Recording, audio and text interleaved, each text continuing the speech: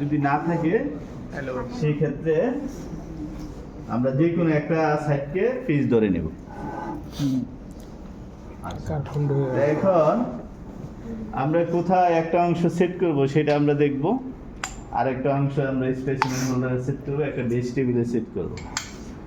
Base টেবিলে আমরা কোনটা বলতেছি আর স্পেসিমেন হোল্ডার কোনটা বলতেছি সেটা যদি আমরা খেয়াল করি, আমি একটা সেটিং দেখাচ্ছি, তারপরে আমরা বাকি যারা আছি বাকি সেটগুলো আমরা নিজেরা করব। সেটিংটা আমাদের স্ক্রুগুলো আমরা খুলে নিলাম, এই রিংটাকে ওঠানো যায়, হ্যাঁ বের করে নিয়ে আসা যায়। বের করে নিয়ে আসলাম। আমাদের এই যে এতক্ষণ ছিল কি অ্যাব্রেশনের সেটিং। অ্যাব্রেশনের সময় আমরা কিন্তু সেম স্যাম্পলের এগেনস্টে করবো না, আমরা অ্যাব্রেশন যখন করবো সেটা রিপিট করবো। আবার অ্যাব্রেশনের সময় এরকম একটা অ্যাব্রেডেন্ট ক্লথ দেওয়া হয়, যেটা একটু খসখসে থাকে, রাফ থাকে, ফ্রিকশনে কিছুটা ফেব্রিক ড্যামেজ হয়ে ক্ষয় হয়ে যায়, হ্যাঁ সেটা। তো এটা আমরা অ্যাব্রেশনের সময় আবার রিপিট করব। আমাদের উপরে একটা করে অ্যাব্রেডেন্ট ক্লথ আছে, সেটা আমরা সরাই দিব, হ্যাঁ ওইটার উপরে কিন্তু আবার দিয়ে দেবো না।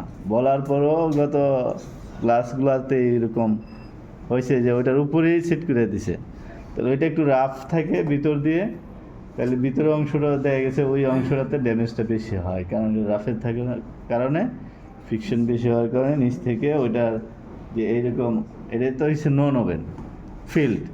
আমার ফিল্ডের উপরে যখন এই রাফটা থাকবে তখন এটার উপর যদি স্যাম্পলটা দিই তাহলে নিচ থেকেও তার একটা প্রেশার ক্রিয়েট হচ্ছে, সেই জন্য আমরা এই হার্ড ফেব্রিকটাকে সরাই দিব। হ্যাঁ যারা পরবর্তীতে সেট করতে আসবো স্যাম্পলগুলো তখন আমরা ওই অংশটা সরাই নিব। তাহলে এটাকে বলছি আমরা বেস টেবিল, এটাকে অ্যাব্রেডেন্ট টেবিলও বলা হয় অ্যাব্রেশনের সময়, আর পিলিংয়ের সময় আমরা বেস টেবিলও বলতে পারি। তাহলে অল ওভার যেহেতু দুইটা টেস্ট করা হয় আমরা বেস টেবিল হিসেবে বলি। হ্যাঁ বেস টেবিলটা কি ধরনের আমরা যদি খেয়াল করি, মেটাল না মেটালের।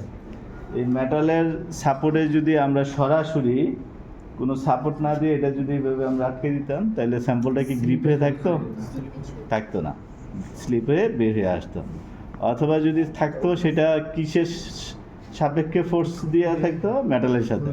তাহলে যেই সাপোর্টটা থাকতো, আমি যখন উপর থেকে আবার মেটালের, এটা তো আমার মেটাল, এখানে যদি আমি সাপোর্ট না দিই তাহলে এই মেটালের যে অংশ সেই অংশতে ছিঁড়ে যেতাম ফ্রিকশনে। সেই জন্য আমরা সাপোর্টিং হিসাবে একটা ফেল্ট ইউজ করবো, নন ওভেন ফেল্ট। এই ফেল্টটা হচ্ছে 140 মিলিমিটার ডায়া নিচেরটা।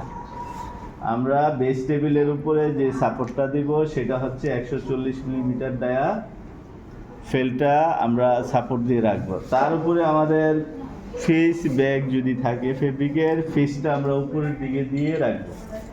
হ্যাঁ নিচে তো আছে, নিট যারা গ্রিপ করবে আমরা 1 এবং 4 করি নিট, আর 2-3 করি ওভেন নাকি।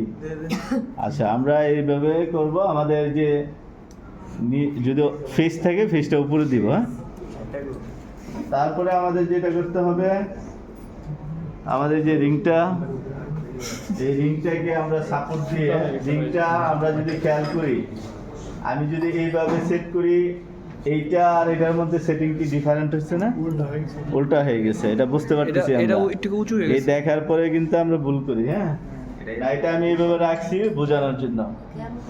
এইটা যদি আমরা এইভাবে দিই এটা কিন্তু ভুল সেটিং, তাহলে ফ্রিকশনের সময় আমার এখানে আটকে যেতে পারে।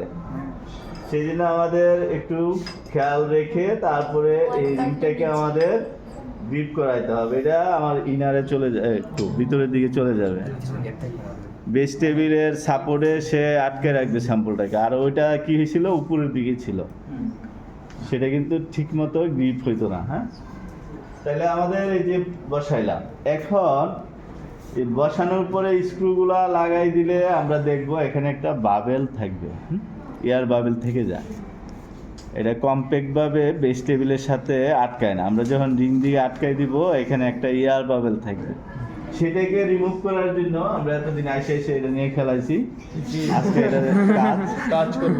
হ্যাঁ এটা হচ্ছে আমরা সাপোর্টটা কেন দিচ্ছি, এখানে দিয়ে দিব, প্রেসার দিয়ে দিব যাতে ওইখানে এয়ার বাবেলটা না থাকে, স্যাম্পলটা যাতে কম্প্যাক্টভাবে আমাদের বেস টেবিলের কোণটাকে আটকাই থাকে। তারপরে আমাদের যেটা করতে হবে, এখন আমরা স্ক্রুটা যখন সাপোর্ট দিব, হ্যাঁ, এটা হচ্ছে লোডিং ওয়েট। আমরা লোড দিয়ে প্রেসার দিয়ে আমরা কি করলাম, এখানে আটকাই দিলাম যাতে এয়ার বাবেল না থাকে। এই স্ক্রু সাইজে আমরা আটকে নিব।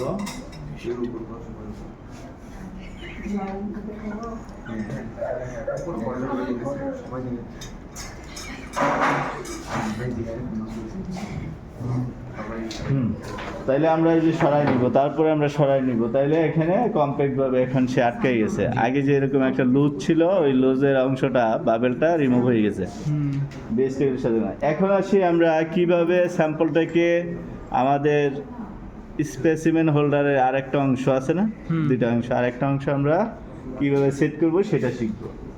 সেটাকে গ্রিপ করানোর জন্য আমরা যদি কোনো ধরনের সাপোর্ট না দিয়ে আটকাইতে চাই, তাহলে আমরা দেখব যে এটা রাবারটা বের হয়ে আসে। তা আমরা কি কি সাপোর্ট দিব, এখানে কি কি লাগবে আমাদের, আমরা যদি খেয়াল করি, আমাদের এখানে একটা প্রেসিং ওয়েট লাগবে, যেটার মাধ্যমে আমরা এই সাপোর্ট দিয়ে প্রেস করে নিব স্যাম্পলটাকে। প্রেসিং ওয়েটটার নিচে আমরা রাখবো একটা রাবার বেল্ট গ্রিপ করানোর জন্য, স্যাম্পলটাকে আটকাবে। কোথায় আটকাবে, এখন আমরা যদি খেয়াল করি, আমাদের যে স্পেসিমেন হোল্ডারে একটা এই যে গ্রিপিং পজিশন দেওয়া আছে না, রিং আকার একটা গ্রিপিং পজিশন দেওয়া আছে, যেটা রাবার টায়ার সাপোর্ট দিয়ে আমার এই স্যাম্পলটাকে এখানে গ্রিপ করে ধরে রাখবে। এখন আসি আমরা কথা এবং কাজে। আমাদের যে ফেস, এখানে সেম কথা, যদি আমাদের ফেস থাকে, ফেসটাকে আমরা কি করব, নিচের দিকে রাখবো। যখন গ্রিপ হয়ে আসবে তখন এই অংশটা উপরে চলে আসবে, হ্যাঁ। আর আমরা যদি ফেসটা ভিতরের দিকে দিই, তাহলে কিন্তু ভিতরের দিকে ফেসটা চলে যাবে, ফেস ব্যাকের অংশটা চলে যাবে ইনারে, আর আউটার সারফেসে আউটারে চলে যাবে। সেই জন্য এখানে আমরা যখন এই প্রেসিং ওয়েটের উপরে, ডিভাইসের উপরে যখন আমরা স্যাম্পল রাখতে যাব, তখন ফেসটা যদি ফেস ব্যাক থাকে, ফেসটাকে আমরা নিচের দিকে সাপোর্ট দিয়ে এটার উপরে রাখবো। তারপরে সাপোর্টিং হিসাবে এখানে আমরা কি ইউজ করব, ফেল্ট ইউজ করব। এই ফেল্টের ডায়া হচ্ছে 90 মিলিমিটার ডায়া। তাইলে নিচেরটা হচ্ছে কত বলছি, 140 মিলিমিটার ডায়া ছিল। আর উপরেরটা সাপোর্টিং, যে আমার সাপোর্টিং উপরের যে সাপোর্টিং আমার যে ফেল্টটা, সেটা হচ্ছে 90 মিলিমিটার ডায়া। সেটা আমরা এই যে সাপোর্ট দিয়ে বসাইলাম, বসা সেন্টার বরাবর রেখে, আমাদের আইবিও তো আছে নাকি, ওই পরিমাণ অংশতে আমরা রেখে সাপোর্ট দিয়ে এখানে বসাবো। তারপরে আমাদের এখানে আমরা যদি খেয়াল করি, এটা আমি 4 নাম্বারে গ্রিপ করাইছি, আমাদের স্পেসিমেন হোল্ডারও নাম্বারিং করা আছে 4 নাম্বার। তো এই 4 নাম্বার স্পেসিমেন হোল্ডারে সাপোর্ট দিয়ে আমরা এই যে নিচ থেকে আমাদের এই রাবার বেল্টটাকে, আমাদের যে প্রেসিং ওয়েটের ডিভাইসটা সাপোর্ট দিয়ে পাস করাই নিয়ে আসবো। এনে আমার স্পেসিমেন হোল্ডারের যে গ্রিপিং পজিশন আছে, রাবারটাকে গ্রিপ করে ধরে রাখবে, সেই পজিশনে এনে আমরা এটাকে বসাই দিব।